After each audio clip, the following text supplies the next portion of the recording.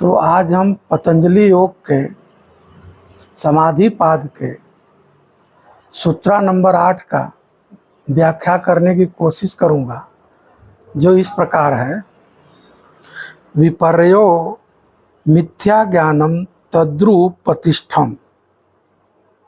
इसका मतलब हुआ वस्तु के निज स्वरूप में जो स्थित न हो वह मिथ्या ज्ञान विपर्य कहलाता है।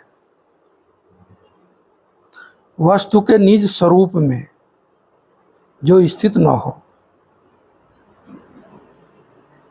जैसे सीप में चांदी और रस्सी में सर्प नहीं है, परंतु कभी कभी उनमें उनके होने का भ्रम होता है, अतः यह मिथ्या ज्ञान है। इसी को विपर्य कहते हैं।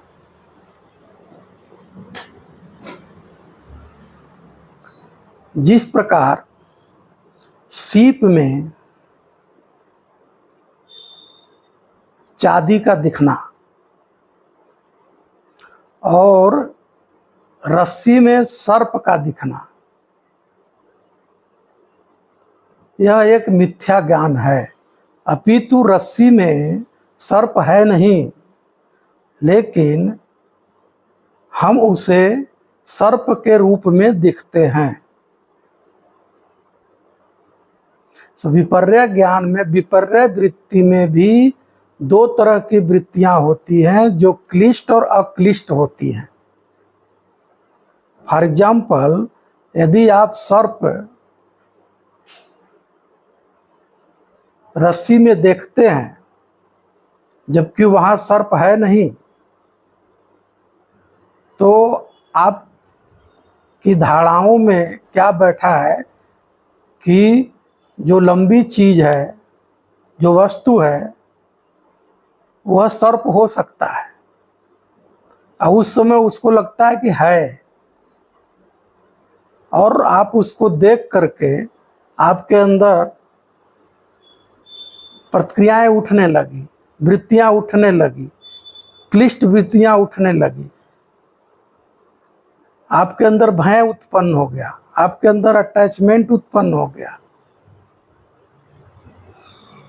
तो इस तरह से होता क्या है कि आपके अंदर निगेटिव हार्मोन सेक्रेट हो गए, एडेनिन और कार्टिसोल हार्मोन सेक्रेट हो जाएगा। तो इस तरह की जो स्थिति उत्पन्न होती है, यह आपके साधना पथ में रुकावट पैदा करता है। तो उसको आप ठीक ठीक देखें, ऑब्जर्व करें, ठीक से देखेंगे। जब ठीक से देखेंगे तो वही क्लिष्ट वृत्ति अक्लिष्ट वृत्ति में बदल सकती है, और फिर अक्लिष्ट वृत्ति क्लिष्ट अक्लिष्ट के पार आप जा सकते हैं। दूसरा एग्जाम्पल आप देख सकते हैं अक्लिष्ट वृत्ति के लिए। फॉर एग्जाम्पल, आप अपने शरीर को देखते हैं, शरीर नश्वर है, क्षणभंगुर है, बदलेगा, टूटेगा, एक दिन खत्म होगा। लेकिन आप उससे यह भी देख सकते हैं कि यह मिथ्या ज्ञान नहीं है, शरीर सत्य है लेकिन क्षणभंगुर है। तो आपके अंदर ऐसी भी वृत्ति उठ सकती है कि शरीर का सदुपयोग किया जाए, शरीर से अटैचमेंट न हो, शरीर से वैराग्य उत्पन्न हो। यह इस तरह की वृत्ति जो है अक्लिष्ट वृत्ति होती है, और ऐसी वृत्तियां आपके साधना पथ में साधक होती है, सहयोगी होती है।